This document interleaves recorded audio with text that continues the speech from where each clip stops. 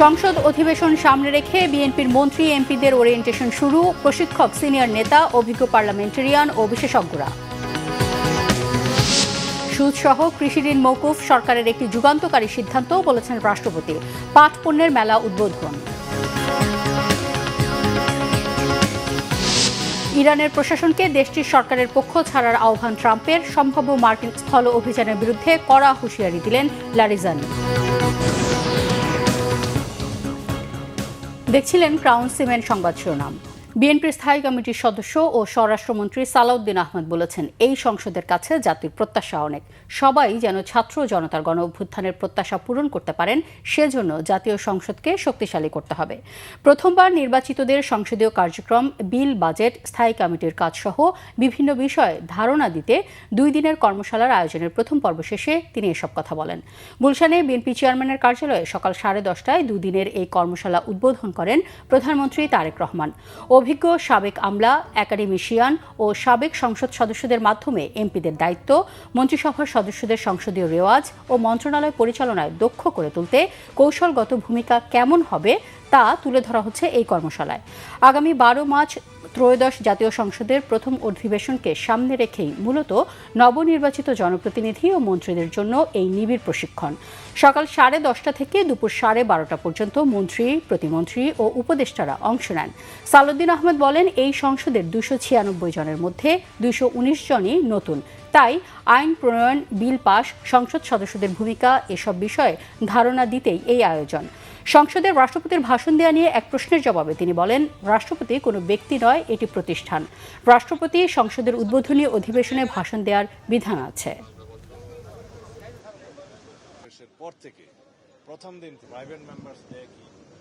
আমরা চাই আমাদের পার্লামেন্টারি কালচারকে আমরা আরো শক্তিশালী করতে।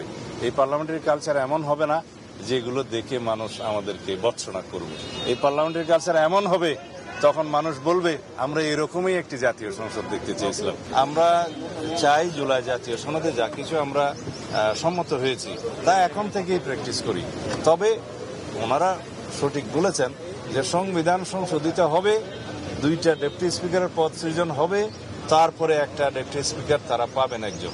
সেটা ঠিক আছে, কিন্তু আমরা যদি এখন থেকে আমাদের উদারতা প্রদর্শন করে বিদ্যমান ডেপুটি স্পিকারের যে পদটা আছে তাদেরকে দিতে চাই, সেটা আমার মনে হয় তাদেরকে একটু উদারভাবে দেখা উচিত। রাষ্ট্রপতি মোহাম্মদ শাহাবুদ্দিন বলেছেন, হাজারো প্রাণের বিনিময়ে দেশ গণতান্ত্রিক ধারায় ফিরে এসেছে। রাজধানীর শিল্পকলা একাডেমিতে পাট দিবসের অনুষ্ঠানে রাষ্ট্রপতি একথা বলেন। পরিবেশ দূষণ রোধ ও পলিথিনের ব্যবহার কমাতে পাটের ব্যবহার বাড়ানোর উপর গুরুত্ব আরোপ করেন রাষ্ট্রপতি। বলেন, সুদসহ কৃষি ঋণ মওকুফ সরকারের একটি যুগান্তকারী সিদ্ধান্ত। অনুষ্ঠানে এই খাতে গুরুত্বপূর্ণ অবদানের জন্য 8 জন উদ্যোক্তাকে জাতীয় পাট পুরস্কার দেওয়া হয়। এছাড়া আলোচনা অনুষ্ঠান শেষে রাজধানীর শিল্পকলা একাডেমি প্রাঙ্গণে 9 দিন ব্যাপী পাটজাত পণ্যের মেলা উদ্বোধন করেন রাষ্ট্রপতি মোহাম্মদ শাহাবুদ্দিন। হাজারো মানুষের প্রাণের বিনিময়ে গণতন্ত্রের ধারায় ফিরেছে বাংলাদেশ। সকল শহীদের আকাঙ্ক্ষায় বাংলাদেশ প্রতিষ্ঠিত করতে হলে আমাদেরকে জ্ঞানে, বিজ্ঞান, প্রযুক্তিতে আরো সমৃদ্ধ হতে হবে। অর্থনৈতিক স্বাবলম্বিতা অর্জন করতে হবে। গড়ে তুলতে হবে একটি স্বনির্ভর বাংলাদেশ। ত্রয়োদশ জাতীয় সংসদ নির্বাচনের ভোট গণনা থেকে শুরু করে প্রতিটি স্তরে স্তরে ইলেকশন ইঞ্জিনিয়ারিং করা হয়েছে বলে অভিযোগ করেছেন জামায়াতে ইসলামের সেক্রেটারি জেনারেল মিয়া গোলাম পারওয়ার। সাবেক উপদেষ্টা সৈয়দ রিজওয়ানা হাসান ও খলিলুর রহমানের উপর ইলেকশন ইঞ্জিনিয়ারিং এর অভিযোগ এনে তাদের জিজ্ঞাসাবাদ ও বিচারের দাবিতে শুক্রবার বায়তুল মোকাররমের উত্তর গেটে ঢাকা মহানগর উত্তর ও দক্ষিণ আয়োজিত বিক্ষোভ সমাবেশে এ অভিযোগ করেন তিনি। ইলেকশন ইঞ্জিনিয়ারিং করার বিষয়টি সাবেক অন্তর্বর্তীকালীন সরকারের উপদেষ্টা রিজওয়ানা হাসানের বক্তব্যে উঠে এসেছে বলেও জানান তিনি। এ সময় পররাষ্ট্রমন্ত্রী খলিলুর রহমানের সমালোচনা করেন মিয়া গোলাম পারওয়ার। সংক্ষিপ্ত সমাবেশ শেষে বিক্ষোভ মিছিল করে জামায়াত ইসলাম। ভোট গ্রহণ পর্ব শেষ হওয়ার পর যখন ভোট গণনা, রেজাল্ট শিট তৈরি করা, ফলাফল ঘোষণা, প্রতিটি পর্বে পর্বে ইলেকশনের ইঞ্জিনিয়ারিং করা হয়েছে। অতীতের নির্বাচনের চেয়ে এবারের নির্বাচনের ইঞ্জিনিয়ারিং এবং কারচুপির ধরনটাই ছিল একদম আলাদা।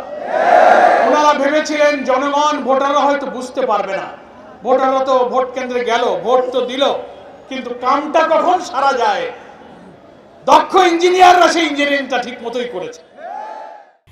রমজানি নিত্যপণ্যের দামে অস্বস্তিতে সাধারণ মানুষ। ইফতার ও সেহরির বাজার করতে গিয়ে বাড়তি খরচের চাপে তাদের হিমশিম অবস্থা। নিম্ন ও মধ্যবিত্ত পরিবারের আমিষের ভরসা ব্রয়লার মুরগির দাম বেড়ে কেজিতে 200 টাকায় পৌঁছানোর নতুন দুশ্চিন্তা চেপেছে। কেজিতে 10 টাকা বেড়েছে সোনালী মুরগির দামও। গরুর মাংস বিক্রি হচ্ছে আগের দামেই।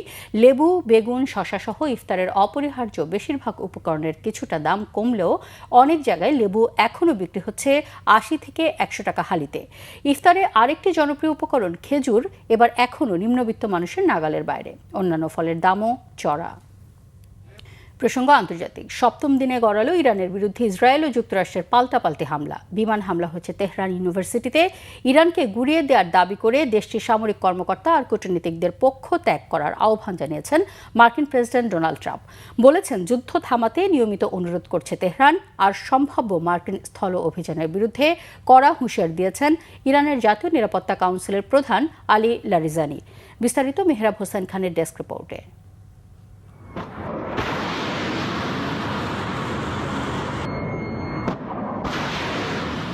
ইরানের সর্বোচ্চ ধর্মীয় নেতা আয়াতুল্লাহ আলী খামেনিকে হত্যা পরবর্তী সপ্তম দিনেও যুক্তরাষ্ট্র ও ইসরায়েলের যৌথ বাহিনী ইরান লক্ষ্য করে ক্ষেপণাস্ত্র আর বিমান হামলা জারি রেখেছে। বৃহস্পতিবার 24 ঘণ্টায় বাসা, হাসপাতাল সহ কমপক্ষে 33টি বেসামরিক অবস্থানে হামলার তথ্য দিয়েছে ইরানের পররাষ্ট্র মন্ত্রণালয়। শুক্রবার সকালে হামলা হয়েছে তেহরান ইউনিভার্সিটিতে। এদিকে ইরানের সামরিক সক্ষমতা কমানোর সমর্থনে ভিডিও প্রকাশ অব্যাহত রেখেছে যুক্তরাষ্ট্র। এরই ধারাবাহিকতায় ইরানের যুদ্ধবিমান ভূপাতিত করার দাবিতে ভিডিও প্রকাশ করেছে ইসরায়েলও। পাল্টা জবাব দিয়ে যাচ্ছে ইরান। এতে বৃহস্পতিবার ইসরায়েলের রাজধানী তেল আবিবে বিস্ফোরণে ধ্বংস হয়েছে, আগুন ধরেছে একাধিক স্থাপনা, যা সাধারণ ইসরায়েলিদের মধ্যে ছড়িয়ে দিচ্ছে ইরানের হামলায় আক্রান্ত হওয়ার আতঙ্ক। হামলা হয়েছে কুয়েতের আলী আল সালেম বিমান ঘাঁটিতে, যা দীর্ঘদিন ধরে ব্যবহার করে আসছে মার্কিন বাহিনী। একইভাবে সৌদি আরবের প্রিন্স সুলতান বিমান ঘাঁটিতে ব্যালিস্টিক মিসাইল হামলা হলেও তা প্রতিরোধের দাবি করেছে দেশটির প্রতিরক্ষা মন্ত্রণালয়। হামলা হয়েছে বাহরাইনের রাজধানী মানামার হোটেল আর আবাসিক ভবনে। হামলা হয়েছে ইসরায়েলি দূতাবাসেও। ইরানের মিসাইল হামলায় আগুন ধরেছে বাহরাইনের একটি তেল শোধনাগারে। এমন অবস্থায় ইরানের বিমান বাহিনী আর আকাশ প্রতিরক্ষা ব্যবস্থা সম্পূর্ণ ধ্বংসের দাবি করেছেন মার্কিন প্রেসিডেন্ট ডোনাল্ড ট্রাম্প। বলেছেন, মুহুর্মুহু হামলায় দেশটিকে গুড়িয়ে দেওয়া হয়েছে। বৃহস্পতিবার রাতে হোয়াইট হাউসে আর্জেন্টাইন ফুটবল জাদুকর লিওনেল মেসি ও তার ক্লাব ইন্টার মিয়ামিকে দেয়া এক সংবর্ধনা অনুষ্ঠানে ট্রাম্প এসব কথা বলেন। ইরানের সামরিক শক্তি বর্তমানে খাদের কিনারে। তাদের আকাশ প্রতিরক্ষা ব্যবস্থা ধ্বংস হয়ে গেছে। এখন তাদের কোনো কার্যকর বিমান বাহিনী বা আকাশ প্রতিরক্ষা নেই। বিমান ও যোগাযোগ ব্যবস্থার অধিকাংশই ধ্বংস করে দেয়া হয়েছে। ইরান বর্তমানে দিশারা হয়ে চুক্তির জন্য ফোন করছে। আমি তাদের বলেছি, অনেক দেরি হয়ে গেছে। এদিকে ইরানের জাতীয় নিরাপত্তা কাউন্সিলের প্রধান আলী লারিজানি হুঁশিয়ার করে বলেছেন, মার্কিন বাহিনীর সম্ভাব্য স্থল অভিযান মোকাবেলার প্রস্তুতি নিয়ে অপেক্ষায় আছে তেহরান। মার্কিন সেনারা ইরানে ঢুকলে তাদের বন্দী করা হবে, হত্যা করা হবে বলেও হুমকি দিয়েছেন তিনি। এদিকে ইরানের পাশাপাশি লেবাননেও হামলা আর ভূখণ্ড দখল অভিযান পুরোদমে জারি রেখেছে ইসরায়েল। লেবাননের রাজধানী বৈরুত ছাড়াও দক্ষিণের অন্তত 4টি শহর লক্ষ্য করে শুক্রবার সকাল পর্যন্ত রাতভর দফায় দফায় হামলা চালিয়েছে ইসরায়েলি বাহিনী। জবাবে গোলানে ইসরায়েলের সামরিক ঘাঁটি আর হাইফা বন্দর লক্ষ্য করে হামলার দাবি করেছে Hezbollah. Mehrab Hussain Khan, Bangla Vision, news desk. Iran Israel যুদ্ধের প্রভাবে টানা 6 দিনের মতো বন্ধ রয়েছে মধ্যপ্রাচ্যগামী উড়োজাহাজ চলাচল। এ পর্যন্ত বাতিল হয়েছে 210টির বেশি ফ্লাইট বিপর্যয় চরমে ওঠায় আটকা পড়েছেন হাজারো প্রবাসী। ঈদের ছুটিতে দেশে ফিরতে ব্যাকুল প্রবাসীরাও রয়েছেন উদ্বেগ উৎকণ্ঠায়। এ অবস্থায় 2-1টি বিশেষ ফ্লাইটে দুবাই থেকে কিছু যাত্রী চলাচল করলেও বেশিরভাগ যাত্রী জানেন না কবে ফিরতে পারবেন নিজ ঠিকানায়। আরও জানাচ্ছেন জিয়াউল হক সবুজ।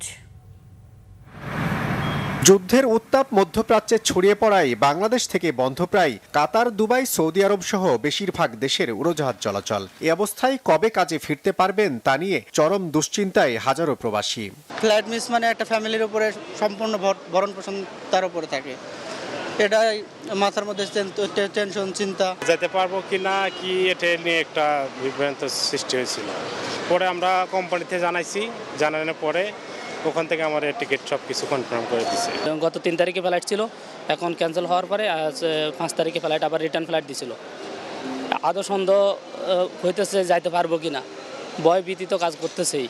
গেল 6 দিনে 2 শতাধিক ফ্লাইট বাতিল হওয়ায় বাংলাদেশে আটকা পড়েছেন অনেকে। এসব যাত্রীদের টিকিট পুনরায় ইস্যু করতে হিমশিম খাচ্ছেন বিমানের কর্মকর্তারা। আমরা প্রবাসীদের যারা টিকিট চেঞ্জ করতে চায়, তারিখ পরিবর্তন করতে চায়, রিফান্ড করতে চায়, আমরা তো আপনাদের মাধ্যমে এবং এমনিতেও প্যাসেঞ্জারদেরকে জানানো হয়েছে তারা এটা করতে পারবে উইদাউট কম্পেনসেশন। 24 ঘন্টায় আমাদের কর্তৃপক্ষ এটা অবজারভেশনে রাখছে, কন্টিনিউয়াসলি সিচুয়েশন। 6টা স্টেশন আপাতত বন্ধ আছে। এগুলো যেই মাত্র আমরা জানতে পারবো যে পরিস্থিতি মোটামুটি আয়ত্তে, যখনই আমরা ক্লিয়ারেন্স পাবো তখনই আমাদের ফ্লাইট চলাচল শুরু করবে। যাত্রী সামলাতে হিমশিম বড় এয়ারলাইন্সগুলোও ঘোষণা দিয়ে বন্ধ রেখেছে ফ্লাইট চলাচল। সহসাই পরিস্থিতি স্বাভাবিক হওয়ার কোনো আশা দেখছেন না এ খাতের বিশ্লেষকরাও। এই যে একটা বিপর্যয় হয়েছে, এটা কাটিয়ে ওঠাটা কিন্তু খুবই ডিফিকাল্ট আর কি। বাট এটা কিন্তু এয়ারলাইন্সগুলো তারা কিন্তু খুবই ধৈর্যের সাথে এগুলোকে মোকাবেলা করছে।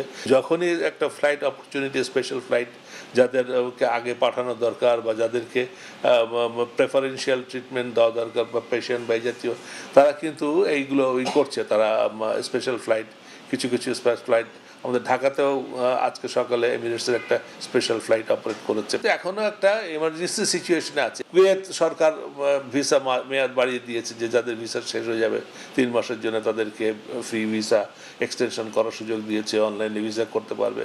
কুয়েত গভর্নমেন্ট করেছে। I am sure, pretty sure যে অন্যান্য মিডল ইস্টার্ন কান্ট্রিগুলো তারাও এই ধরনের উদ্যোগ নেবে। যুদ্ধ বন্ধ না হলে উচ্চ ঝুঁকিতে থাকা উড়োজাহাজ শিল্পে বিপর্যয় আরও ভয়াবহ হওয়ার শঙ্কা করছেন এভিয়েশন বিশেষজ্ঞরা। জিয়াউল হক সবুজ, বাংলা ভিশন, ঢাকা।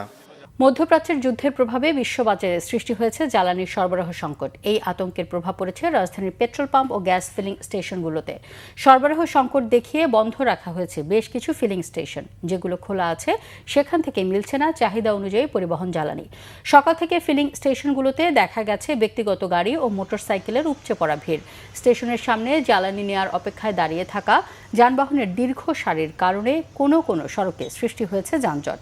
চাহিদা মতো তেল না পেয়ে ক্ষোভ প্রকাশ করেছেন গ্রাহকরা। অধিকাংশ পাম্পে মোটরসাইকেলের জন্য 500 টাকার বেশি তেল মিলছে না।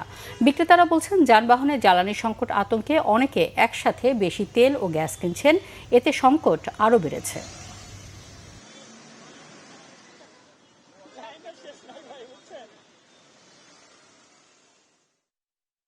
গাবতলী একটা পাম্পে ঢুকছিলাম, আমার আগের হুন্ডাতে 200 টাকা তেল দিছে, তারপরে বন্ধ করে দিছে, বলছে যে ভাই তেল নাই। সব জায়গায় তেলের সংকট হচ্ছে। আমি তো আসলে নরমালি তেল নিতে আসলাম, আইসা হঠাৎ করে দেখলাম যে আসলে এই অবস্থা। নওগাঁর আত্রায়ে স্ত্রী সন্তানকে হত্যার পর আত্মহত্যা করেছে মাদকাসক্ত স্বামী জয় সরকার। উপজেলার বলরাম চক চৌধুরীপাড়া গ্রামের নিজ বাড়িতে এই ঘটনায় নিহতরা হলেন গৌতম সরকারের ছেলে জয় সরকার, তার স্ত্রী বৃষ্টি সরকার ও 27 মাসের কন্যা জিনি সরকার। স্থানীয়রা জানান স্বামী জয় সরকার মাদকাসক্ত ও বেপরোয়া স্বভাবের। প্রায়ই তাদের সংসারে ঝগড়া হতো। মাঝরাতে সবাই ঘুমিয়ে পড়লে নিজের ঘরের দরজা বন্ধ করে স্ত্রী ও সন্তানকে এলোপাতাড়ি ছুরিকাঘাত করে জয়। এতে ঘটনাস্থলে নিহত হন তার স্ত্রী। এক পর্যায়ে নিজের শরীরেও আঘাত করে আত্মহত্যার চেষ্টা করে জয়। বিষয়টি বুঝতে পেরে পরিবারের সদস্যরা গুরুতর আহত অবস্থায় তাকে ও সন্তানকে উদ্ধার করে রাজশাহী মেডিকেলে নিয়ে যায়। চিকিৎসাধীন অবস্থায় ভোরে মৃত্যু হয় তাদের। এই ছিল এখনকার মতো। পরের সংবাদ সন্ধ্যা 6টায়, এর আগে 5টায় রয়েছে নিউজ টপ 10 দেখার আমন্ত্রণ রইল। এতক্ষণ সাথে থাকায় ধন্যবাদ।